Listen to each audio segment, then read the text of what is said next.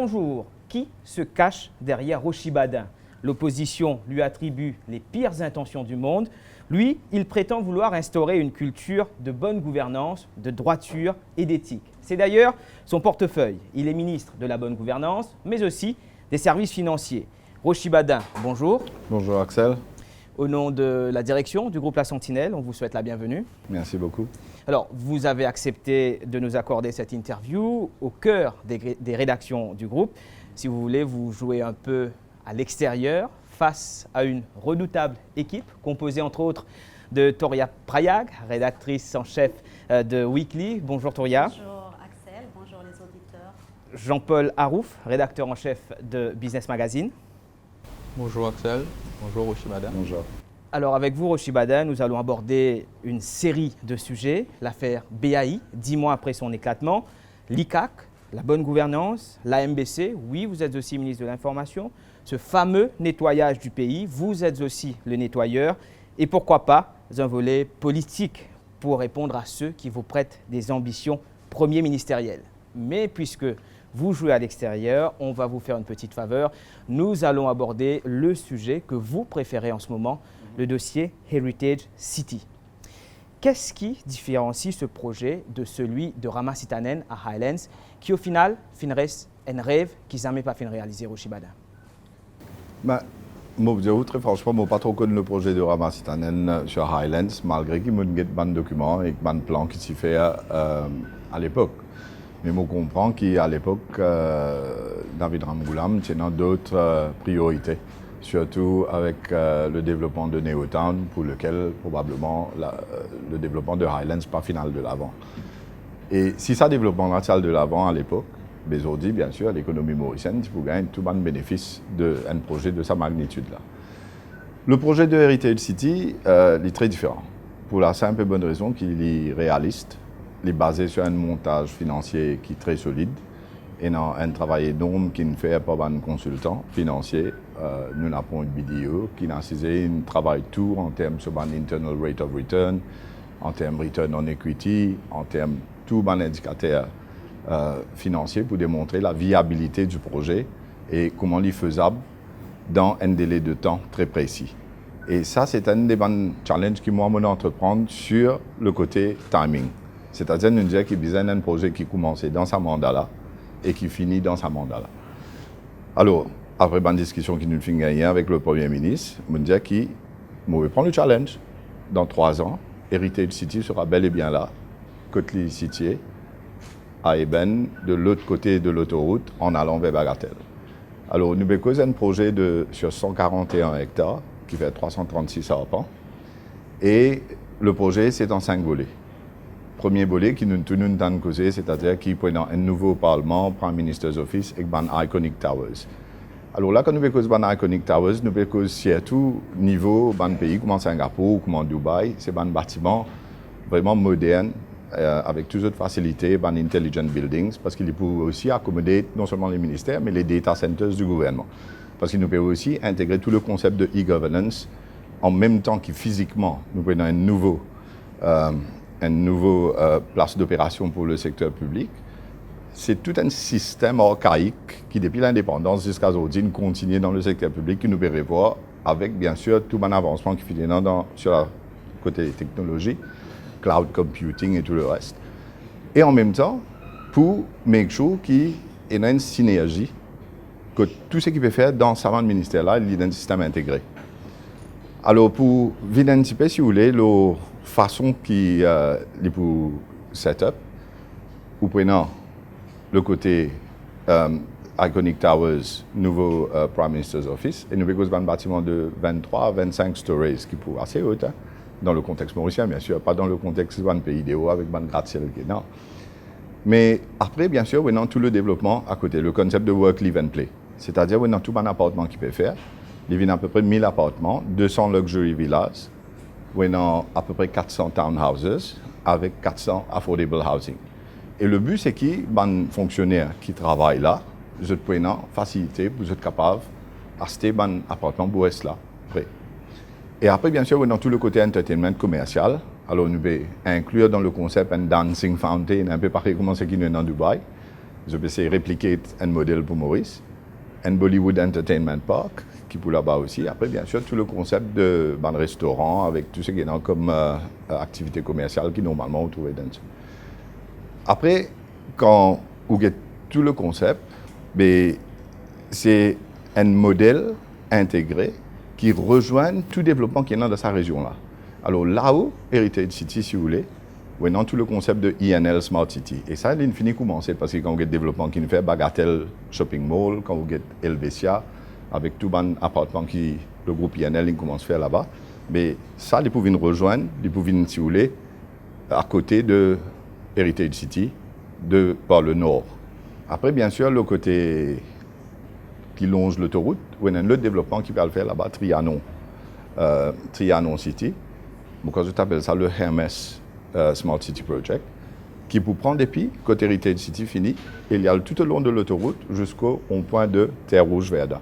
Ça veut dire si vous êtes capable de visualiser qui peut arriver dans les prochaines années, vous prenez des pieds côté l'hôpital Apollo, côté bâtiment l'ICAC, INL Smart City qui peut prendre depuis Bagatelle, qui parle all the way jusqu'à Saint-Pierre, et qui déjà, là, est en partie hein, avec mon appartement, etc., qui fait avec l'école, tout, ou dans le lycée, tout là-bas. Après, vous descendez, Heritage City, et après Trianon City. Toute cette partie de l'île Maurice, les Pouvines, un grand chantier de construction. Roshi Baden, si je peux peut-être interrompre, une des questions que beaucoup de monde peut poser actuellement, nous finissons une annonce à coût de milliards dans Smart City. Quelles sont les conditions de financement de Heritage City? Absolument. Alors, le modèle de Heritage City, c'est un modèle unique, hein, qui fait parce que nous, le client, nous-mêmes, parce que le gouvernement qui peut louer, ça va un bâtiment qui est dans là-bas là. Alors, en termes, le coût d'après le montage financier que le gouvernement peut payer par pied carré, il est à peu près entre 41 et 42 roupies pied carré. Et pour nous, ça, c'est un grand succès dans le montage financier qui fait parce qu'ils ont dit, quand vous êtes dans Eben, CBSCT, vous pouvez payer plus que ça. Mais là, nous payons de nouveaux towers, Iconic Towers, avec tout ce une infrastructure moderne qui coûte le gouvernement pour les 5 prochaines années 41 roupies pied carré à partir de la date de quand il finit la construction là. Et après, il y a une escalation de 10%, 5 à 10 ans. Après, il prend l'autre escalation de 10%, ça devient 46 roupies pied carré. Après, il y a là 10 à 15 ans de montée. Alors, ça, c'est du côté the rental qui est gouvernement paye. Maintenant, si vous regardez en termes de coût du projet lui-même, le projet, il pour à peu près 800 plus millions de dollars, à peu près 820 millions de dollars. 200 millions de dollars représentent la valeur du terrain que le gouvernement peut mettre dans Heritage City Limited. Alors, le terrain aujourd'hui, il appartenait à SLDC et suite à décision du Conseil des ministres, il peut transférer ça dans Heritage City Limited. 200 millions en forme de equity. C'est le gouvernement sous contribution dans le projet. À ce terme, tout ça, appartement qui vous peut faire là, c'est ce qu'on appelle le concept VFA, vente en futur état d'achèvement. Et ce qui est intéressant là-dedans, c'est que quand vous commencez à poser là, vous finissez commence à vendre ce appartement là, que ce soit les villas, les townhouses ou affordable housing units, et il y a une casse à poser là. Alors ça, il peut se situer à peu près dans les 250 millions de dollars, mais nous payons nous le 75% dans le montage financier qui fait à peu près 170 millions de dollars. Après, bien sûr, nous avons le financement qui nous permet à l'extérieur. Alors, nous finissons une mission en Arabie Saoudite parce que l'Arabie Saoudite a un fonds de plus de 300 milliards de dollars qui sont investis dans un projet en dehors de l'Arabie Saoudite. Et ils ont fait beaucoup de projets comme ça qu'ils ont financés à Mozambique, à Madagascar et même à Maurice dans le passé, des sewerage projects, etc., financés par le gouvernement saoudi-arabien avec ce fonds de développement qu'ils étaient là. Alors, le Saudi Development Fund ou le Public Investment Fund de l'Arabie Saoudite. Alors, quand nous sommes là-bas avec tout un expert qui nous fait la présentation pour montrer le montage financier, parce que quand vous parlez d'un monde, mettre casse dans les affaires, il faut qu'il soit capable de convaincre qu'il y ait dans le return, qu'il y ait pour gagner et qui finalement, ce investissement est viable. Alors, nous avons fait une proposition initiale pour dire ça comme ça, si nous gagnons un prêt de 300 millions de dollars, un taux d'intérêt de 2%, avec une période moratoire de 10 ans, c'est-à-dire nous payons l'intérêt jusqu'à 2026, et après, le tout sur 30 ans, c'est-à-dire dans les 20 prochaines années, là, nous payons le capital et l'intérêt. D'après nous, montage financier, ça, il marche très bien pour nous. Suite à ça, nous nous faisons une deuxième proposition, parce qu'avec sa proposition de prêt-là, il y a une autre proposition de 200 millions de dollars en forme de redeemable preference shares.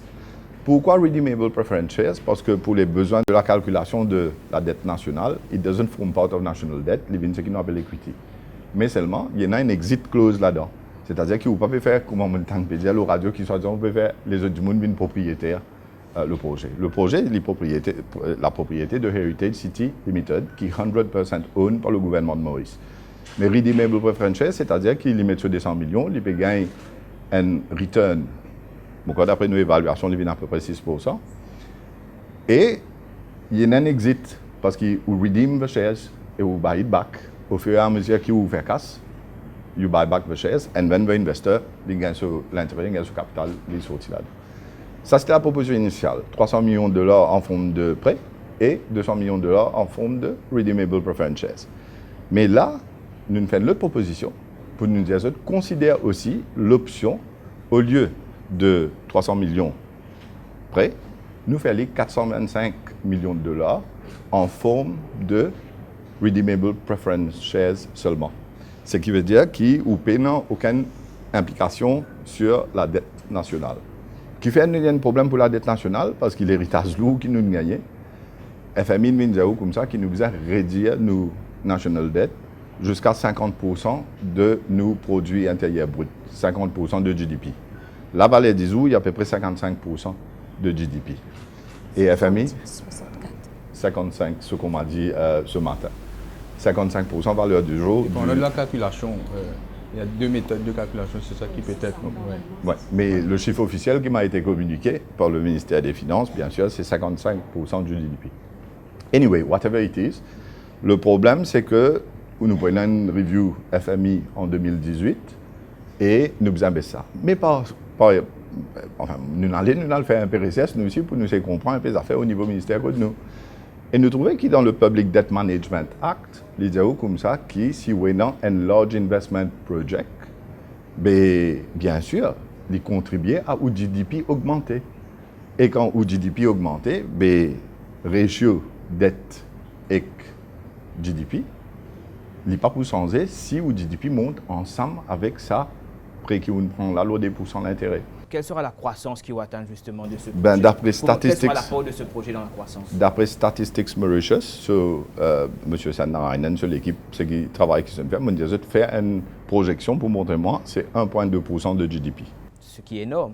Énorme. La croissance est à 3,7%. Absolument. Mais 1,2% sur une période de 3 ans, la période de construction qui peut être jusqu'à qui devient opérationnel. Mais comment ça? Laisse-moi expliquer comment ça, parce qu'il amène en même temps 500 millions de dollars de FDI dans l'économie. Alors, imaginez 500 millions de dollars de FDI dans l'économie, il crée une autre situation pour Maurice. Deuxièmement, on a tout le multiplier effect, parce que quand la construction commence, on a un multiplier effect. Où commence énormément d'activités économiques qui font ça. Où matériel nous a acheté, du monde nous a payé, avec tout ce qui suit, avec un projet de construction de salle d'envergure. Tout ça, c'est vrai. Mais en même temps, on a une situation mondiale aujourd'hui qui est très fragile. Nous avons fait un rapport IMF récemment qui peut évoquer même un déraillement de l'économie mondiale. Mais qui l'engagement nous avons de la part du man saoudien pour investir vraiment dedans? Parce que c'était un problème budgétaire là-bas. Vous êtes même. Donc, qui fait nous quoi qu'ils peuvent investir dans Maurice? Qui se peut gagner en plus, ou même une cause retour sur investissement, qui peut ainsi investir dans ce projet-là. Ça, c'est justement la présentation qui a été faite avec tous les chiffres qui ont été présentés. Ce internal rate of return de ce projet-là, il est situé entre 14 à 16%. Return on equity, 30%. Mais imaginez, c'est un projet unique, comment on dit, il n'est pas pareil comme tous les autres projets de développement que comment dire, ou pas le vendre, ou pas qu'on connaît la demande qui peut être. Parce qu'ici, la demande, c'est the rental income which is being generated par le ministère qui peut louer ce bâtiment-là, c'est certain. Et en plus, tout ce qui vous permet en termes d'appartement qui vous peut vendre VFA, il peut rentrer dans le projet. Et après, bien sûr, on a tout le côté commercial. Et tout ce qui peut générer en termes de revenus du côté commercial, il rentre dans le projet. Et avec toutes les projections qui ont été faites, il y a nous un internal rate of return de 14 à 16% qui est énorme. Enfin, on peut comprendre ça. Mais return on equity, c'est plus important encore parce que vous pouvez cause 30%. Alors, vous avez un projet que le gouvernement peut payer moins en termes de rental, passe là, plus vivant, avec un bâtiment beaucoup plus moderne, avec tout un nouveau système. Vous avez un gouvernement à travers Heritage City qui peut faire beaucoup de profit en termes de return on of equity sur le projet qui peut revenir vers le gouvernement Maurice. Oui, non, le financier qui lit les bougains sur intérêt de 2%, si nous choisissons dans l'option A, c'est-à-dire le prêt et redeemable preference shares, et si nous choisissons le redeemable preference shares, il prend 6%. Mais il y a encore les autres bénéfices pour l'économie. C'est vrai que vous pouvez dire ce qui est arrivé au niveau international, il y a une certaine fragilité. Mais à Maurice, il y a un excès de liquidité dans le marché à Maurice. Et nous devons mop-up ça, excess liquidity là. Alors, pour mop-up ça, excess liquidity là, l'option 2, la raison qui fait 425 millions et 500 millions, c'est qu'il nous donne l'occasion à les investisseurs locaux et aussi les state-owned enterprise, comme NPF, comme SICOM, etc., qui ont leurs emplois investir, et pour gagner un return de 6% qui est guaranteed, ça, c'est un guaranteed return de 6%. Nous tellement confiants dans nos chiffres qui nous garantit le return. Monsieur le ministre, en parlant de chiffres, au fait, on finance un paquet de chiffres.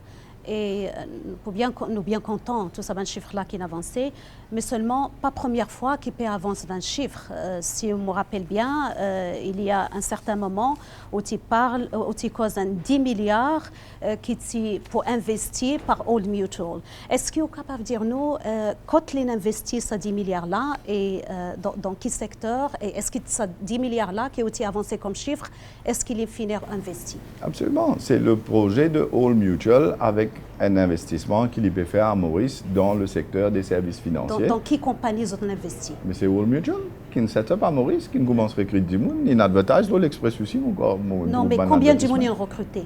Ben, je commence ce processus avec une nouvelle compagnie qui vient de Maurice. Un seul coup, il n'est pas bien opérationnel, il est capable de prendre des milliers de personnes d'un seul coup. Oui. Ce qu'il fait, il commence à mettre ce cadre administratif en place, il commence ce niveau d'activité. Et avec ce niveau d'activité, surtout... Mais est-ce qu'il a commencé? Combien de cas est-ce qu'il a investi? À cause nous avons de chiffres qu'on avance chaque coup qui au cause avec nous, ou avance un paquet de chiffres. Ça qui m'a envie de connaître, combien de ces 10 milliards-là, il finit rentrer et combien l'emploi, il finit créer, valeur du jour. Ce n'est pas une situation simplistique quand un monde vient avec 10 milliards dans ce poste, il rentre dans Maurice, il met là, il dit à ce moment investir 10 milliards. Mais ça qu'ils ont dit, moi, je ne peux pas dire, moi, d'autres qui n'avancent ce chiffre-là, moi, je ne peux pas donner ce chiffre-là, moi. Si vous demandez la possibilité d'expliquer, oui, vous dire que quand une compagnie, il fait son application avec la FSI, ils mettent ce feasibility study et ce ban projet qu'il peut faire dans Maurice. Et là-dedans, ils besoin disclose tout ce ban, le chiffre d'investissement, le nombre d'emplois qu'il peut créer, ce niveau d'activité et tout le reste. Après, il explique ce timeline. Et la FSI, en se basant sur toutes les données, il assesse ça et après, il décide pour octroyer la licence ou pas. Alors, dans le projet de Old Mutual, c'est ça le projet pour investir 10 milliards à Maurice dans une durée. Encore investi. Non, si je t'investis, mais vous ne pouvez pas pourquoi investir. Vous pouvez dire, vous prenez 10 milliards, vous dites là, ça. Vous pouvez dire, quelque compagnie, ils commencent sur l'opération, ils mettent ce cadre administratif en place, et là, ils commencent sur l'activité. Mais quand ils commencent sur l'activité, sur l'investissement, ils viennent graduellement pour matcher le niveau d'activité qu'ils peuvent planer pour les faire la première année, deuxième année, troisième année. Mais la première année, là, combien ils investissent? Il y en a qui m'ont envoyé un chiffre pour comparer avec 10 milliards qu'ils promettent pour investir. Non, ce n'est pas promettre. Qu'on peut dire une promesse. Moi, je peux dire c'est qu'il y a une compagnie qui vient expliquer aux autorités mauriciennes pour dire que voilà l'investissement qu'ils peuvent faire dans Maurice et ils expliquent ce projet. Et le projet, c'est 10 milliards. Ou bien, combien ils investissent aujourd'hui. Je dis, je dis, c'est là dans la tête à ce là mais seulement, je explique comment ils marchent. Ils marchent une période de temps. Maintenant, deuxième chose, Old Mutual, les bons qui ouvrent comme ça, et il y a une autre affaire qui m'a dit Paul Béranger peut dire hier dans Radio Lo BAI. Nous pouvons là, mais les me dire que pas 10 milliards, Old Mutual peut faire un due diligence exercise à ce là pour prendre NIC complètement. Et ça sera plus de 8 milliards. Non, à cause juste à cause d'un chiffre, à cause Monsieur le ministre, il avance chiffre. Là, il donne encore un petit peu plus de chiffres, mais du monde qui peut écouter, peut dire, mais tellement on a tant de chiffres-là, laisse-nous guetter d'abord combien ce chiffre-là il avéré, combien l'investissement il fait, combien l'emploi il créé, pour qu'il nous capable de comparer. Par exemple, dans l'outil passe avec beaucoup de haste, on passe un captive insurance legislation et où tu promets qu'on peut faire sa captive operations là pour créer 10 000 emplois. Oui, comment on arrive à ce chiffre-là, 10 000 emplois qu'on peut créer? Ben, c'est simple. quand vous avez tout le demande qui finit au niveau de la FSI en termes de ban firme Captive Insurance qui paye et dans l'intention de setup Maurice, mais je donne ce chiffre pour dire combien l'emploi pour créer, quel niveau d'activité se terminer. Vous avez une affaire qui s'appelle Captive Insurance Management Company. S'il y a une Captive Insurance Management Company de Maurice, vous pouvez trouver, il y a même une centaine de compagnies ensemble. Parce que l'ILIP gère sa centaine de captives. Ça. Et quand vous prenez la totalité de la demande des compagnies qui expriment l'intérêt pour implémenter à Maurice, il fait à peu près 10 000 emplois sur une période de temps. Mais laisse-moi dire une affaire. Le secteur de l'assurance lui-même, oui. Combien employés, est-ce combien salariés sont employés? Non, ou parce que domestic insurance. Oui, mais Captive Insurance, il emploie encore moins du monde à cause de là, servent parent companies. Donc, cet employé, 5-6 du monde, ça même chaque assurance. 5-6 du monde dans Captive Insurance. Pas parier à cause, il pas pour paraître vrai, si les vrais non, mais vous pouvez dire ça Captive Insurance, mon PDAO, mon faire ma recherche, il n'est pas employé un paquet du monde. Ça veut dire pour créer 10 000 emplois, ou besoin créer 20 000 captive compagnies à peu près. Non, mais vous besoin connaître qui qualité captive vous pouvez faire dans Maurice. C'est trop simplistique ce que vous voulez dire. It's not true at all. Et nous ne pouvez pas nous moi, je fais recherche, moi, je viens simplistique. Non, vous respectez vos recherches, mais ce n'est pas vrai. Alors, laisse-moi me dire une affaire. Non, mais laisse-moi expliquer. Non, mais pose une question. Laisse-moi expliquer. La question de l'assurance. Oui. Allez-y. Alors, quand vous êtes, par exemple, une compagnie, une multinationale qui est basée en Europe, qui décide, qui était Captive Insurance, c'est qu'il peut financer lui-même. Mais pour les financer lui-même, il peut set up cette opération dans Maurice, et finalement, il peut provide sa service l'assurance qui, là, il peut prendre avec une autre multinationale d'assurance en Europe ou n'importe où, et il peut venir faire ici. Et la plupart des compagnies qui peuvent venir faire captive dans Maurice, ils peuvent venir set up une base d'opération à Maurice. Et c'est ça, what's the beauty of it? And this is the vision of this government, c'est to create real, tangible investment, et non pas un dossier qui est management comme ministre de la table, comme on dans le système offshore. Alors, quand ils peuvent set up sur un regional headquarters, nécessairement, ils ont employé du monde.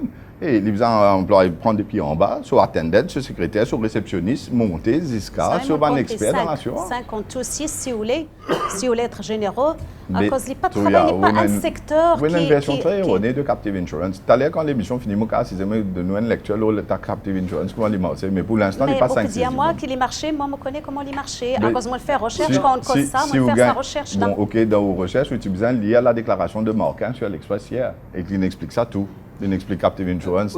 Autant nous comprendre pourquoi le dossier des assurances, Captive Insurance, il tombe sur Rochibadin ou le ministre des Services financiers. Mais qui fait Heritage? C'est Heritage City, c'est où qui chapeaute ça? Si au sein du gouvernement, chacun commence dans le ministère de ses camarades, par exemple, ça aurait pu être le ministère des Finances, le ministère des Terres qui occupe ça projet-là. Pourquoi vous et pourquoi pas Dan Babou, par exemple? Peut-être m'ajouter une autre question supplémentaire. Double barrel question. Allez. Le ministre des Finances, quand il étudie de passage ici, il étudie à nous qui le projet de Heritage City, il peut faire sous la formule Build, Operate and Transfer. Mais est-ce qu'il y a un consensus au sein du cabinet là? Et c'était les dernières questions. Ouais. Bien sûr qu'il y a un consensus. Laisse-moi expliquer mon réponse premièrement. Tout le concept de Heritage City, ce n'est pas juste un projet de construction, comment on explique. C'est un paradigm shift en termes de ce qui peut passer actuellement dans le secteur public et toutes les procédures, les process, les méthodologies qui sont applicables, qui fait sens pour un type de fonctionnement qui peut cater pour les 10-20 prochaines années et combien de fonctionnaires pour travailler dans Maurice, c'est pour la nouvelle génération des fonctionnaires. Bien sûr, nous prenons tout sur l'aspect technologie, nous prenons sur l'aspect e-governance. En mission en Estonie, nous discutons avec eux là-bas pour comprendre exactement comment vous mettez en place et je peux venir de nous l'assistance pour faire ça aussi. Mais dans tout l'aspect governance et dans tout l'aspect technologique qui tombe sur moi. Mais après, bien sûr, oui, dans le projet lui-même. Alors, quand nous pouvons être en termes intégrés, so it makes perfect logic that the project is being driven by the ministry which is going to take care of the governance aspect, the ICT aspect, et aussi, bien sûr, quand on peut construire lui, qui est dans tout le côté qui relie avec les services financiers, which is linked with that. Je donne un exemple. Si c'est un projet comme ça, vous connaissez combien il y a mené au cause de l'assurance? Vous connaissez combien il y a mené pour m'assurer dans Maurice? Un projet comme ça? D'après BDO, 230 millions par année de primes d'assurance en plus pour assurer tout ça, pour assurer tout ça, immobilier. Absolument. On donne la réponse à la question. Non seulement l'assurance, mais tout à l'heure, il y a des business hotels aussi dans ce projet-là. Alors, il y a tout un concept qui peut mettre en place. Et après, quand vous dites, moi, avance chiffre, laisse-moi dire, ouais, affaire. Ben, chiffre qui m'a fait avancer, moi, explique comment il m'a aussi. Premièrement, oui, non, toute une équipe de consultants qui travaillent dessus, avec toute autre expertise. Deuxièmement, oui, il y a une équipe au niveau du ministère qui regarde ça, ben, chiffre-là. Et moi, Asiaou, qui en tant que ministre, à cause de moi, je suis dans le bureau jusqu'à ce qu'il est, moi, je regarde tout et je pose toutes questions qui ou pose moi aujourd'hui. À savoir, je dis, là, pour moi, qui n'a aucun chiffre là-dedans, qui pas mérite d'être computé dans. Monsieur le ministre, non, attendez, laissez-moi vous dire la méthodologie. Seulement pour ce chiffre-là, non, laissez-moi vous dire la méthodologie. Qu'il y a 10 000 emplois dans Captive Insurance. Ça, on peut dire ça, on peut avancer. À cette heure, si on a un rapport, on faire les publics, on met les publics, c'est un rapport qui dit qu'il faut créer 10 000 emplois. Vis-à-vis de Touria Prayak, qui fait ses recherches, c'est un refus qui vous prend personnellement. Mais Touria Prayak, pas dire aussi Walter Hansard, ou get chiffre qui m'ont avancé, ou bien mettre le timeline qui m'ont avancé aussi. Si vous dites 10 000 emplois, comment vous dites 10 000 emplois, vous dites que vous avez mentir, comment dire ça? Mais pas vrai. C'est basé sur un timeline. Mais let's be serious about it. Qui vous peut dire qui m'a dit m'avance un chiffre qui pour faire plaisir du monde? Non, sérieusement. C'est ça que vous dire là? Franchement, un ministre devant moi ou nous invité ici, ils n'ont pas pris la prétention de vous accuser. Toujours est-il qu'il y a beaucoup de chiffres qui sont avancés et nous, on ne se retrouve plus. Nous posons nous-mêmes questions, mais comment il peut arriver? Moi, on dit à moi 10 000 emplois, mon vie. Faire mon envie, croire où, à cause de mon envie qui ont créé ça 10 000 emplois. Absolument. Moi, je demande où, comment, où pour faire venir, à cause de me connaître comment ce secteur-là, moi, faire une recherche, oui, mais laisse-moi expliquer une affaire. Nous, c'est cause de Heritage City, et nous, c'est cause des chiffres de Heritage City, où nous, le Captive Insurance, et où, précisément, 10 000 emplois de Captive Insurance à ce là. Nous tous connaissons qu'ils n'arment pas pour 10 000 emplois à ce là. Il y a une période de temps, et c'est la réponse qu'ils m'ont donnée au Parlement. Quelle période de temps? Ben, justement, allez vérifier Hansard, vous allez voir. As part of a research, have a look at it. Heritage City, Rochibada, vous dire que c'est un concept de good governance. Et là, nous quittons ce sujet de Heritage City. En parlant de good governance, justement, passons à l'autre partie de cette interview.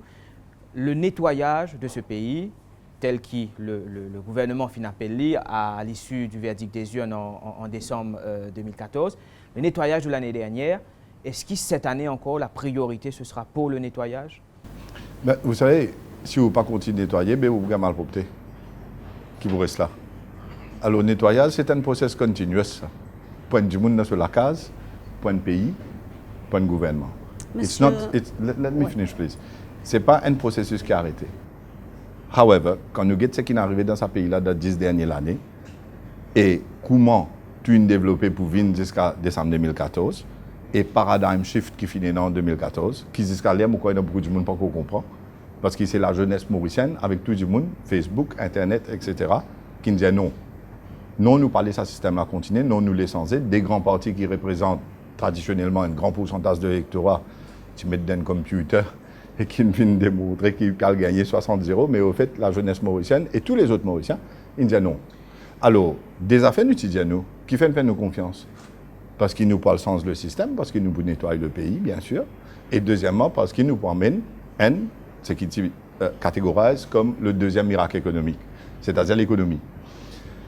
Les cool de choses qui, la première année, avec tout le travail qui a été fait, c'était utiliser cette plateforme for sustainable economic growth and conducive environment for sustainable economic growth.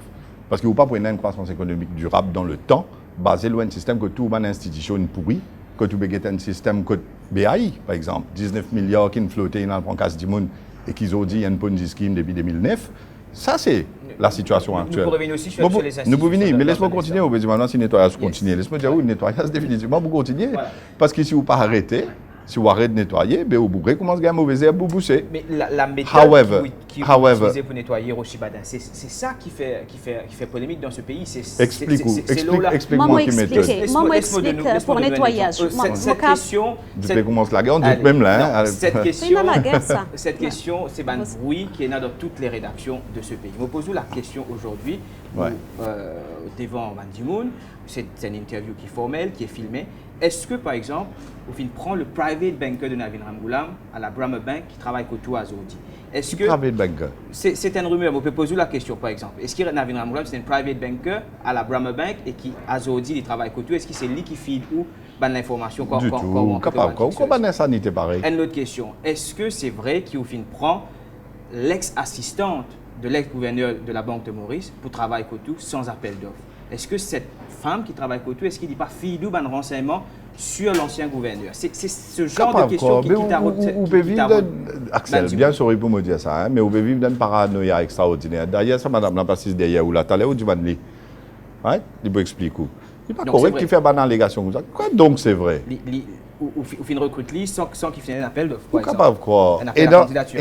Et non, un processus dans le ministère, dans lequel nous sommes capables de nous un nouveau ministère et nous prenons du monde in an advisory capacity, parce que quand on passe par le système de la PSC, il prend un an et demi pour recruter du monde et en est full-time capacity. Alors, le Conseil des ministres, il prend une décision, prend un nouveau ministère qui nous a resource ourselves.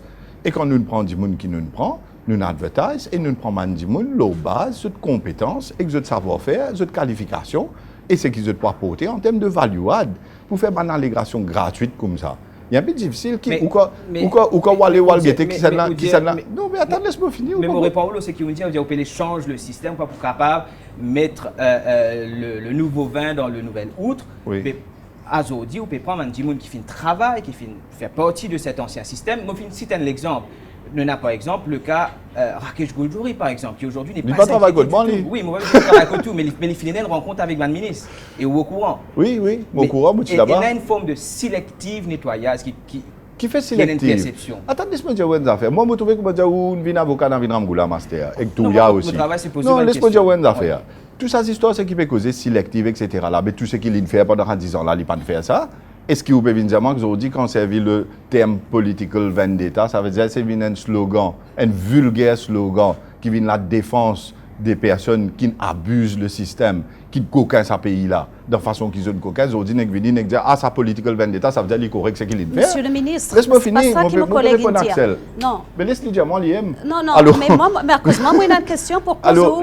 Mais on peut à cause de paranoïa pour qu'il n'ait pas posé encore les autres questions. Tom d'accord que ça ne pose pas de question. Je vais répondre à cette question et Toria pour enchérir par la suite. Moi, écoute vos réponses à cette question. Ben voilà, c'est ce qui me dit. Vous trouvez comment beaucoup de David Ramgoulam, tout y a sauté. Tu parles dans tout ce conférence avant. Arrêtez. Alors, laisse-moi révéler ce qui vous dit. Intimidation-là, il est vraiment ça, franchement, les below the belt. Il y a une différence entre observation et intimidation. C'est un invité, mon papa descend à ce niveau-là. Il y a une intimidation qui n'est pas digne d'un ministre.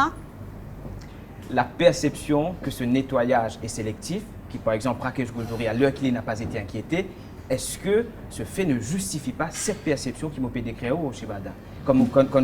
Si vous demandez moi l'opinion personnelle, je pense que non. Et je dis où qui fait. Parce que à ceux qui me connaissent, je ne pas connu tout. Laisse-moi dire la vérité, je ne pas connu tout. Mais ceux qui me connaissent, c'est Rakesh Goldjouri. C'est un dimoun qui vient un témoin dans un case. Quand il a une sauvetation à la police pour expliquer comment on a fait être manipulé dans un cas spécifique. Alors, de ce fait, la police peut servir avec surveillation des faits. Comment un témoin, comment la police servit dans n'importe quel autre cas. Il y a tellement de cas à Maurice, le cas de Gérard Taillac, dans Mauritius, c'est dans plein de cas. On va connaître la police qui a dit où ça. Mais moi, ce qui me connaît, c'est qu'il me donne une information précise, l'urban acte criminel qui vient de passer.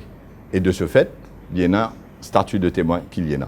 À ce moment, si M. Rakesh Goldjouri fait quelque chose de mal, de répréhensible, d'activité criminelle, dans un autre contexte, un autre cas qui n'a rien à faire avec le cas en question que la police peut servir ce témoignage, mais la justice peut suivre ce cours. Il coule de source dans n'importe quel état démocratique, comme ça. Alors, sa perception qui peut dire, qui peut venir faire vendetta politique, etc. là. Mais c'est donner trop de crédit et de dignité à Namin Ramgoulam après tout ce qu'il a fait pendant 10 ans dans ce pays. Quand l'économie est aujourd'hui, mondial live, ça, système financier Maurice, tiré par 4 dimoun et 4 dimoun tout seul sous une prétention de démocratisation de l'économie. Ou tu es dans Daoud Rawat, ou tu es dans Binik, ou tu es dans Redi, avec ou tu es dans Namin Ramgoulam. Alors, je peux dire comment Maurice peut rouler. Et je explique net, si vous avez demandé des étangs, ou table, ou chose là, je explique net comment Maurice roulé pendant 10 ans. Plus là, laisse-moi dire où l'affaire BAI, la commission économique du MMM à l'époque, qui consistait aussi de Vishnu Lakshminarayalu, de Kichong Nikonwing, de Ramesh Basantroy. À juste titre, je viens dire que ces affaires-là, c'est un gros fraude, un gros ponzi, etc.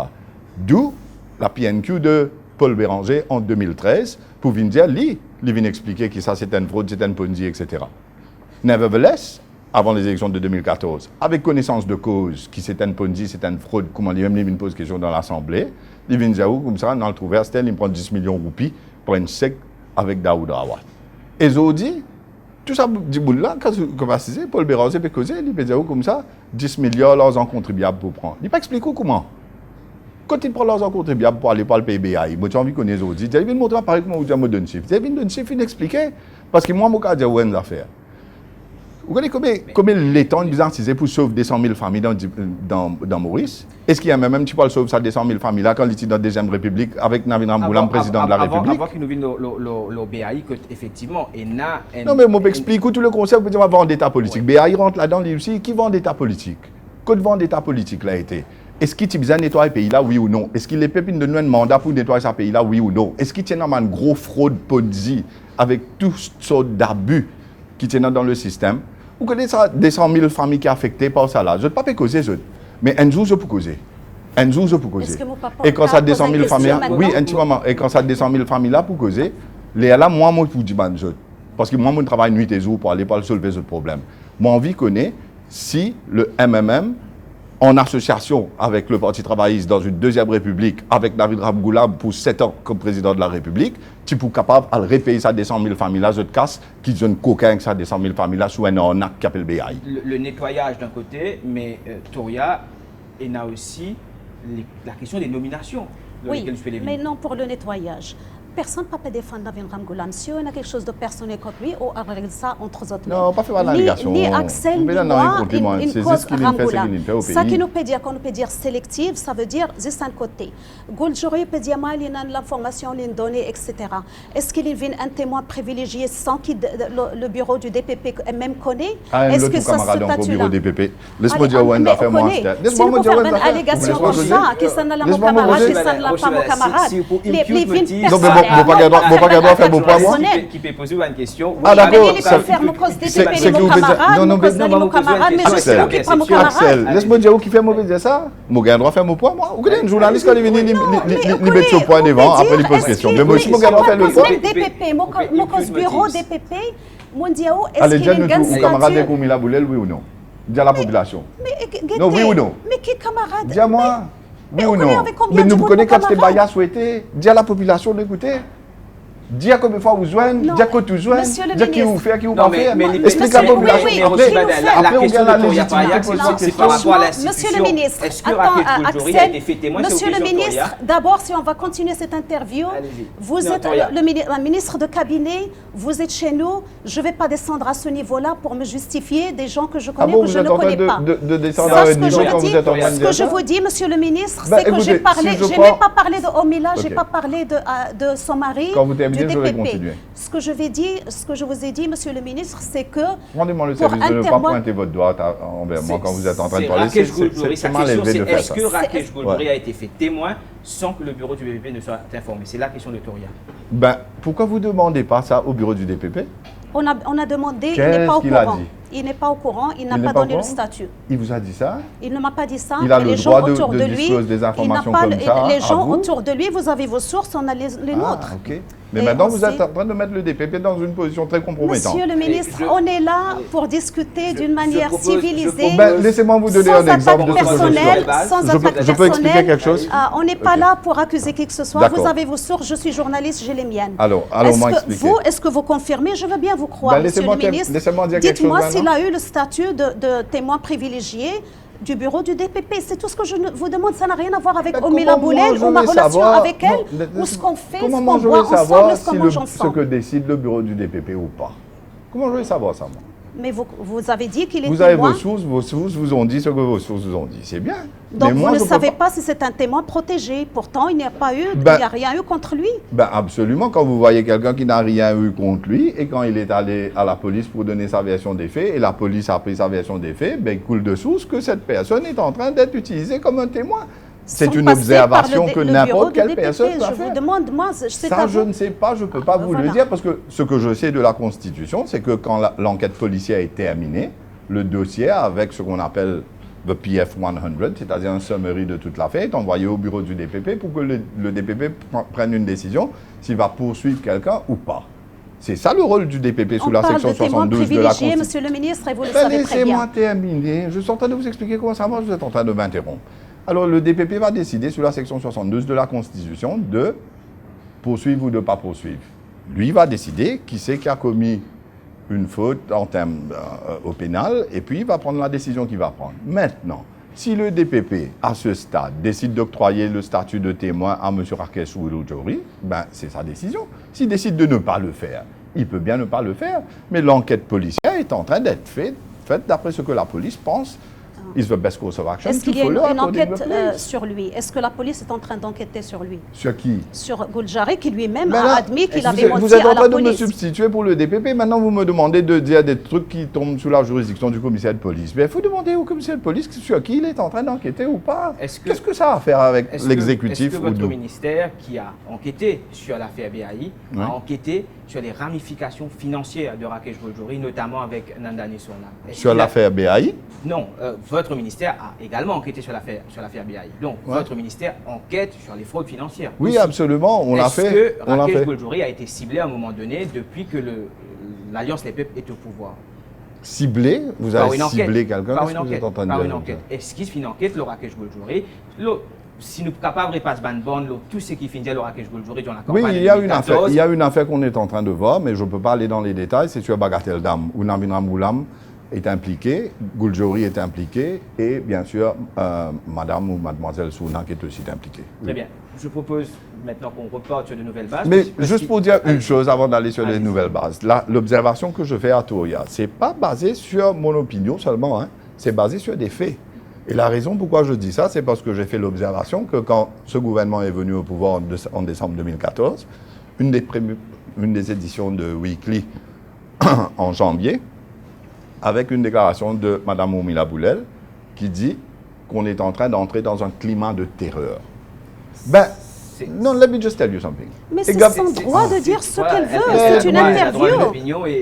Mais pas besoin de défendre, il y a tellement à causer. Mais moi, j'ai parlé du bureau de DPP, vous avez trouvé le moyen de sauter pour me parler de Oumila Boulel. Le coup, on parle de radio, plus je explique ça. Je m'attendais. Non, le point c'est que comment vous finissez certains agendas pour dire climat de terreur et vendetta politique avant qu'un gouvernement même commence ce travail. Moi, je vous ai posé une question, ça, c'est monsieur le ministre, ça n'a rien à voir avec Oumila Boulel. Moi, je suis en train de dire exactement ce qui s'est passé, c'est le contraire qui est vrai. La défense de tous ces gens qui ont pillé ce pays était déjà préparée en forme de venir dire un slogan de vendetta politique et de sélective, ce que vous avez dit tout à l'heure, sélective nettoyage. Attendez. Non, le point de Rochibadan, le point c'était le nettoyage commence en absolument. This was the defense. Et pour moi, malheureusement, certaines personnes dans la presse écrite et parlée has entered this, cette stratégie. Ils ont joué le jeu, si vous voulez, pour venir démontrer dès le début. Avant même que quoi que chose, avant même des 120 millions de grenadiers qu'il faut là, hein, tu finis par avoir d'état politique avant. Et ça dans Weekly, on va lire ça. Hein? Mais ça ne mauvais dire et systématiquement. Systématiquement. Vous n'avez pas le droit parce que vous savez que ce n'est pas vrai. Ok, laissez-moi vous poser une question alors. Laissez-moi vous poser une question. C'est vous qui êtes là, moi je suis journaliste. C'est vous qui êtes là pour répondre aux interviews. Combien de conférences de presse de ce gouvernement vous êtes venus? Que ce soit à mon bureau ou les autres ministres ou le PMO, mais pour Nabin Ramgoulam, vous étiez dans toutes les conférences de presse. Oui, j'ai d'autres responsabilités, vous savez, quand il y a une conférence. Non, et pas tout le temps. Et vous ne nous invitez pas selective journalism. You're talking about selective nettoyage? This is selective journalism. OK, à combien de conférences de presse vous m'avez invité? Ben, je vous invite là pour toutes les conférences de presse. Venez. Jamais. Mais là, je vous entends vous arrêter devant tout le monde. Mais avant de faire cette allégation, dites-moi. Ce n'est pas une allégation, c'est un fait. Non, mais dites-moi à combien de conférences de presse vous m'avez invité. Ben, l'Express est invité, Weekly est invité. Non, tout le monde n'est pas invité. Ah, vous n'êtes pas partie de l'Express maintenant, vous êtes quelque chose d'autre. Je ne fais pas partie de l'Express, je fais partie de la Sentinelle. C'est une rédaction séparée. On reçoit des invitations. Ben, Nabin Ramgoulam vous avez invité à toutes les conférences de presse? C'est pas Nabin Ramgoulam, c'est le gouvernement. Le gouvernement vous a invité. Oui, d'accord. il m'a invité Baden, il y avait quelque si chose. vous Maintenant, pouvez vous dire- savez- là, on est en train de voir la Vous voulez vérité. parler de ça pour noyer le Ouais. poisson. Allez-y, moi je Non, vous donne non, l'occasion je de noie pas le répondre aux poisson. Le questions. poisson est en train de nager. Vous noyez le poisson, vous avez Non, du l'occasion tout. de répondre aux questions. Non, le vous poisson- préférez de descendre le débat à un niveau Ben, personnel. je suis en train de dire à la qui est population indigne de qui vous êtes. qui est indigne Et pourquoi de il ne faut vous. pas vous lier avec Mais quoi? vous êtes venu ici pour dire Ben, à la je suis en train de population vous dire qui parce je que toute suis. une année, vous êtes venu avec les différents trucs de Weekly pour Allez, venir dire allez. Rocher Badin Ok. ceci, Rocher Badin Passons- cela. passons à autre Allons chose. expliquer à tout le Passons monde autre pourquoi. chose. J'essaie de passer à autre chose, ça fait 5 minutes, mais... Si je dis ce que vous avez écrit, est-ce que vous serait avez le la droit de dire que Rocher M. Badin. Amin a raison et l'autre avocat de Pravin Jagnat n'a pas raison? C'est dans votre éditorial là de hier. Rocher Badin. Est-ce que vous pouvez faire ça à une cour de justice? Monsieur le Il y a un ministre, juge qui va si juger vous l'affaire. voulez- si Mais vous comment- voulez comment faire- vous me pouvez faire un dire que M. procès, Amin a raison et Si Si Claire vous- je n'ai Montgomery pas n'a dit pas qu'il avait raison? raison, j'ai dit que sa performance était bien et je ne suis pas la Mais seule. vous n'êtes pas juge.